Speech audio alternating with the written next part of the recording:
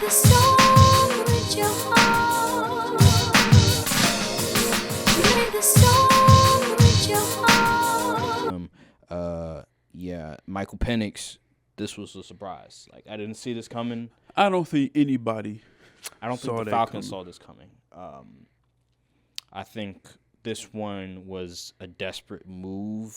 I feel like at the last minute they were looking at it from a perspective that, hey, we want him, and we know other teams are going to want him as well. He's going to be gone no later than 15.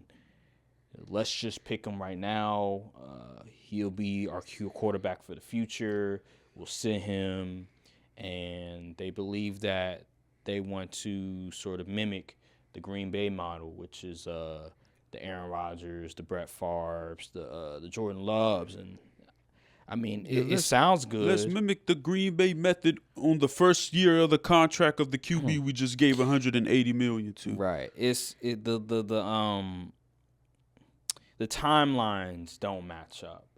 It sounds good in theory, but the timeline of it all just doesn't match up because you just paid Kirk Cousins all that money. He's coming off of an injury, and you blindsided him with this. They didn't communicate to him that they were going to take a quarterback at 8. I will say, though, that the same thing transpired with Aaron Rodgers, but Aaron Rodgers, he was there for years. Aaron Rodgers didn't have the best relationship with the organization. And y'all picked him at 30. Yeah, something around that range. It was definitely in the mid to late 20s for sure. And, I mean, Jordan Love, he's a lot younger, like 21. Michael Penix is 24. about to be 24 in not too long from now. So that in itself is definitely concerning. I will say I do like Michael Penix as a prospect. I didn't think he was going to go this early.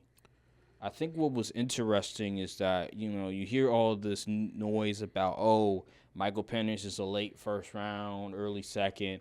And I was just confused because I'm looking at J.J. McCarthy, and I look at the situation, I'm like, J.J. McCarthy isn't that much better than Michael Penix, and he's projected in the top 10, top 12. So that didn't make any sense to me. And Bo Nix as well, like in the middle first round, I'm just like, Bo Nix is not better than Michael Penix. So I understand the injury concerns. I understand the age, even though Bo Nix is like around the same age as Michael Penix. Jaden Daniels is around the same age as Michael Penix. I just didn't understand it, so I thought it was smokescreen. I knew it was going to be at least 5 QBs getting drafted in the first round. It was 6, so not shocking there. But I just think the Falcons, it was a shocker. That's all I have to say. It was a shocker. Is there anything else you want to talk about when it comes to the situation? I mean, I heard Mina Kimes broke it down, trying to figure out if it makes sense or not. She couldn't believe it. She thought it just doesn't make sense at all. It really doesn't. But and also things like Kirk Cousins, he's still rehabbing from that injury. How Michael Penix could throw the football. He could throw the football very well. So how are you going to be like the team is going to notice yo, this dude over here, he's slinging the rock. He's way younger, 12 years younger, and not coming off an Achilles injury. But I'm supposed to go over here and play for Kirk over here, who I don't know. I think you just bring an unnecessary drama possibly with that. It's pick. a 2-year unless timeline. I don't know. It's a 2-year timeline. I'm looking at it. If I'm Kurt, I'm pissed because I moved my family to Atlanta. I expected, to be comfortable. I get a new contract. These are grown men trying to feed their family. They got a life of their own. And when you were promised that you're the starting guy, there's not going to be no competition. You don't have to worry about no competition or anything. And then all of a sudden you get blindsided with this pick. I mean, I could feel for Kirk Cousins. Although the game is the game, you and yourself, you did your due diligence to take advantage of the business. I mean, at the end of the day, it's a business, and game is game, and they feel like they're making the best decision for themselves. So I kind of understand it, but at the same time, there's still some things involving this situation that has me reluctant to believe that they're doing the right thing for the franchise, because at the end of the day, you're trying to win football games. And not drafting a Dallas Turner, not drafting a player that high that can help you win right now.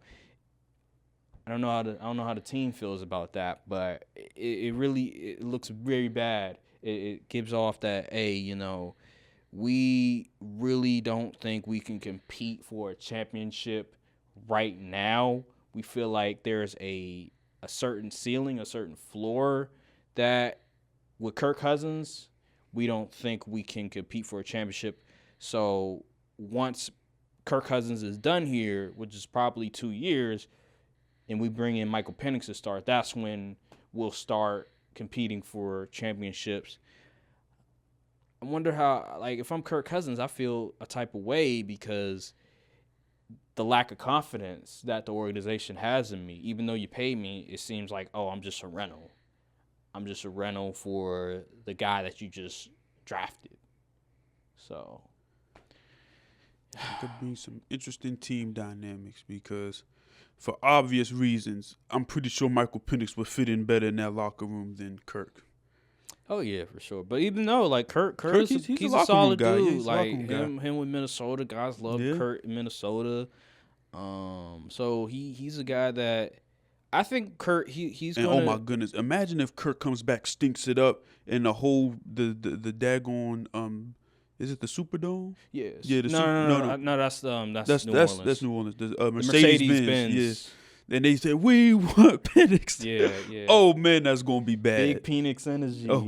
Yeah, that's gonna be bad. Yeah, man. I mean, oh my goodness, Kirk Cousins, I don't think he's gonna play bad at all. Kirk Cousins is a solid QB. They have solid pieces around him where they'll be fine. They have that Zach, was it the guy from the Rams. So I like their coaching staff. I like their pieces that they added.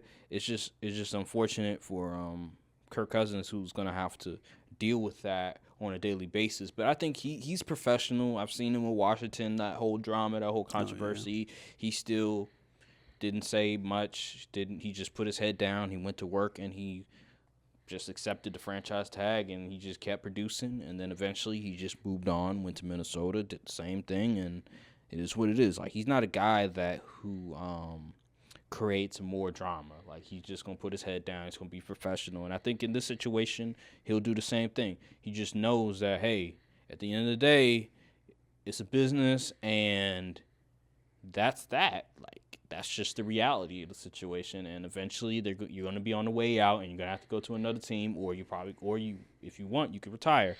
And that's just the way it is. And yeah, man, I mean, that's pretty much it when it comes to that situation. Just let me be me.